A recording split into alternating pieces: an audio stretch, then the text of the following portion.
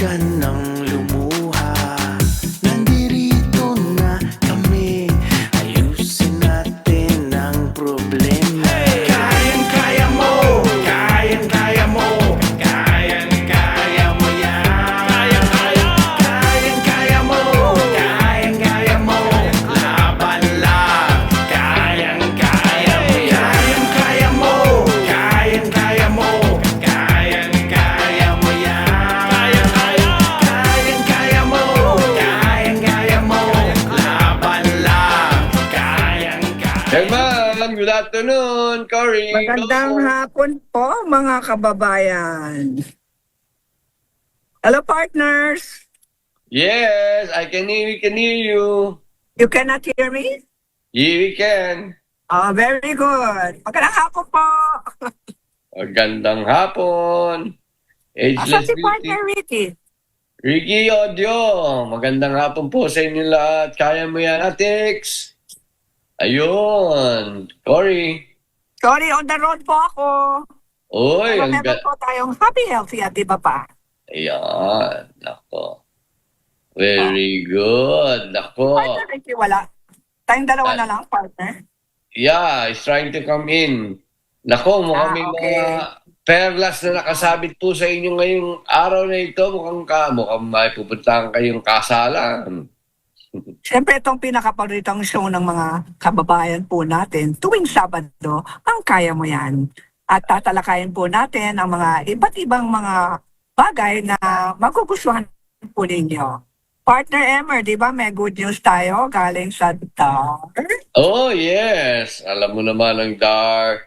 Talaga nga namang pinag-iigihan. Isinusulong ni Agrarian Reform Secretary Conrado Estrella III ang muling pagbuhay ng scholarship program ng Department of Agrarian Reform para sa mga anak ng ARBs o Agrarian Reform Beneficiaries upang mahubog sila bilang aktibong katuwang sa kaunlaran ng kanayunan at sa pagtataguyod ng bansa. Sabi nga ni Secretary Estrella, kasalukuyang pinag-aaralan ng DAR at ang ibang paraan upang makaalikom ng pondo para sa libreng edukasyon. Galing. Na mga karapat-dapat na anak ng ARBs. Anya, malagang puhunan ang edukasyon upang mahikayat ang kabataan na tuparin ang kanilang mga pangarap at makibahagi sa pagpapaunlad ng kanayunan. Darating ang panahon ng mga lupang pinagkaloob sa kanilang mga magulang ay mapapasa kanila rin. Dapat rin silang ihanda sa pamamagitan ng dekalidad na edukasyon at kaalaman sa makabagong teknolohiyang pansakahan, pahayag ni Secretary Estrella. Binigyan ding daan ng kalihim ng anumang ang maging propesyon ng mga anak ng ARBs. Sa hinaharap, mahalaga pa rin alagaan, paunlarin at palaguin ang mga lupang ipinagkaloob sa kanilang pamilya sa ilalim ng CARP o Comprehensive Agrarian Reform Program. Maaari kayong maging doktor, nurse, inhinyero, accountant o anumang propesyon ang inyong tahakin. Ngunit huwag kalilimutang pangalagaan ang lupang ipinagkaloob sa inyo, mga magulang. Paunlarin ito at huwag na huwag niyong iisiping ipagbili. Ayan, huwag daw ipagbibili. Partner, ilang ARB sila? Ang dami nating ARBs. Ang dami nun, partner. Hindi mo mabibilang yun. Diyos ko. Ayun. Ayan, Partner Ricky. Welcome, Nakahapon din Partner. dyan. Well, that's a good question, Cory. Pero napakarami niyan. Isipin mo nationwide, no? Ang importante ngayon dito, itong mga educational scholarship, di ba? Sige, tuloy mo, Emel. Tuloy mo, Emel. Ang scholarship program ng DAR ay dati ng isa sa mga pangunahing programa ng ahensya. Subalit, nilimitan noon ang mga benepisyaryo sa 4 na taong kursong may kaugnayan sa agrikultura upang muling mahikayat ang kabataan na pumasok sa sektor ng pagsasaka. Batay sa ibang pag-aaral ng patuloy ng pagtanda ng populasyon ng mga magsasakang Pilipino ay malaking hamon sa kinabukasan ng agrikultura sa bansa. Sa kasalukuyang average age ng 57 years. Taong gulang ng mga magsasaka, nanganganib ang bansa na makaranas ng kaukulang mga magsasaka na susunod na dekada. Isang banta sa pambansang seguridad sa pagkain. Ayon kay Australia, ang pagbuhay sa scholarship program ay mahalagang hakbang upang mahikayat ng bagong henerasyon ng mga leader sa agrikultura at matiyak ang matagalang kaunlaran. Alam mo impact dito sa pagbabalik ni Secretary Conrad. Pinapakita niya ng Department of Agrarian Reform ay very receptive sa pangangailangan ng ARBs at ng kanilang pamilya. Hindi sapat lang na nabigyan na ng titulo, di ba, yung mga lupa, at na-condone yung mga utang sa lupa. Ngayon, ibinalik niya pati yung scholarship, no? Kaya meron na pala dati yan. Parang ganun ang intindi ko dyan, di ba? Ang pagbuhay ulit ng DAR Scholarship Program para sa mga anak na may ARBs. So, yung farmers, ang agrarian reform beneficiaries, yung una. Di ba, Cory and Emer? Okay. Pero may mga anak yun na ngayon, sila na ngayon nag-inherit ng lupang yun. Oo, dami niya. At one point nga, Emer, di ba, si Secretary Conrad, iniisip niya kung paano mabenta yung produce ng mga agrarian reform beneficiaries. Kaya may cooperative. Minsan na niya ako tinawagan. Sabi niya, Padre, kilala mo ba itong may-ari ng restaurant chain na ito? Sabi ko, oo naman.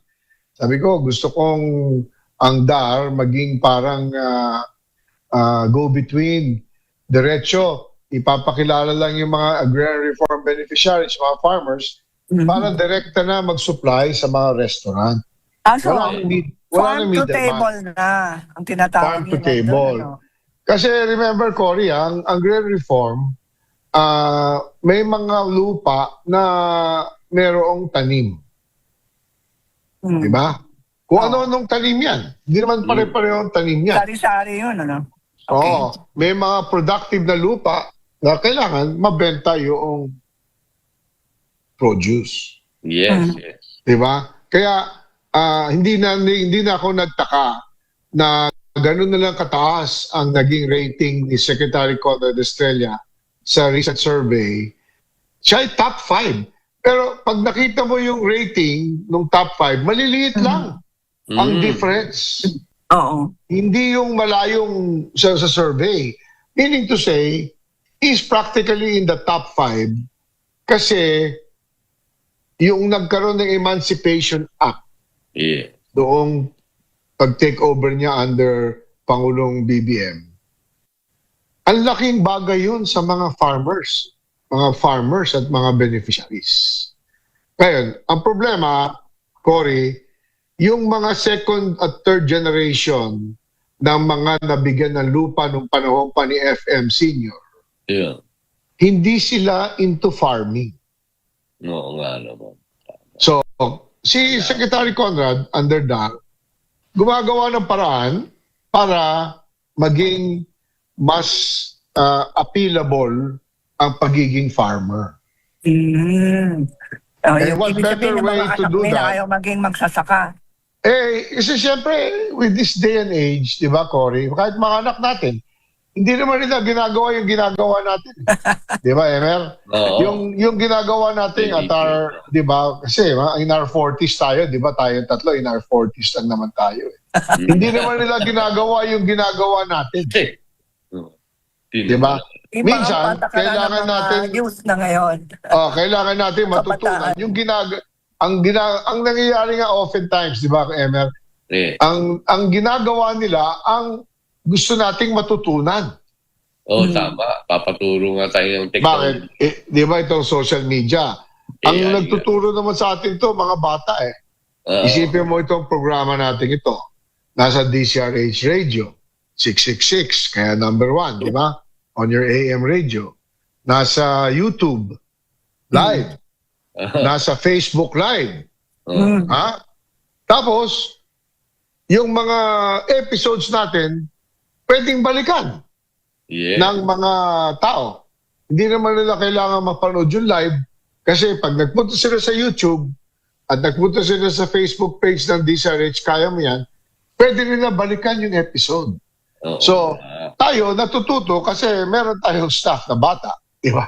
Di ba? Yung ating executive producer si Cara. So, meaning to say, the DAR is in such a good position to reach out to the agrarian reform beneficiaries and their children. Lalo na ngayon na ibabalik na yung scholarship. Congratulations, Secretary Conrad Estrella III. Di ba? Di ba, Cory? Ilan Kasi sila? Partner, ilang mga scholars yun? Ay, Diyos ko. Libo-libo yun. ang dami nun, partner. Ang dami nun, partner. So, can you imagine? And then, can you imagine the progress and the opportunity you will give these children? Yes. Dahil pwede sila mag-apply for scholarship. Tama. Yeah. Di ba? In fact, dapat yan maging priority sa mga public schools, public Mga state universities, colleges, ano? state colleges, di ba? Debate yan, Cory. Bakit ang nangyayari sa state colleges napapasukan ng kaliwa? Ayaw natin diba? yan. Pero it's the reality kasi ang mga nagtuturo doon, kaliwa din eh. Magalit ang mga guro sa iyo. Hindi, let's face it. Diyan ang indoctrination nung left sa UP eh. Yes. Bakit hindi magkuha dyan ng scholars ng farmers?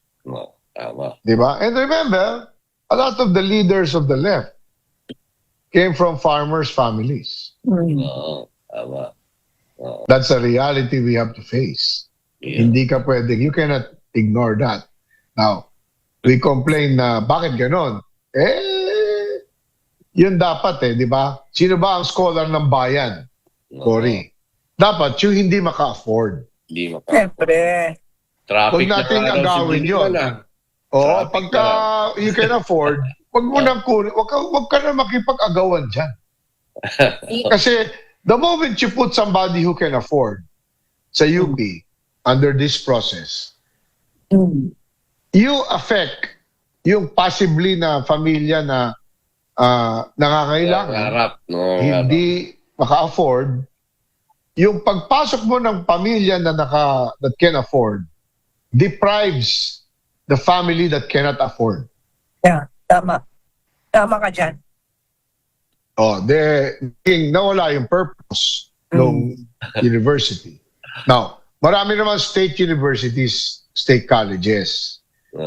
Siguro, under this program na revival ni Secretary Conrad, dapat pabigyan ng slots dyan sa mga public universities, state university at state colleges. Di ba, nita-text ko siya na idagdag niya. Idagdag niya yung mga yan. Magkikita tayo next week. Oo. Banggitin natin. Hindi na ako maghihintay. Ite-text ko na siya ngayon. Habang nagpa-programa tayo. So, oras na 4:21 ng hapon. Pagbabalik natin. Nako. Ang papuntang kasal. Standby po para sa happy health at iba pa. Standby po mga kaibigan. We'll be right back.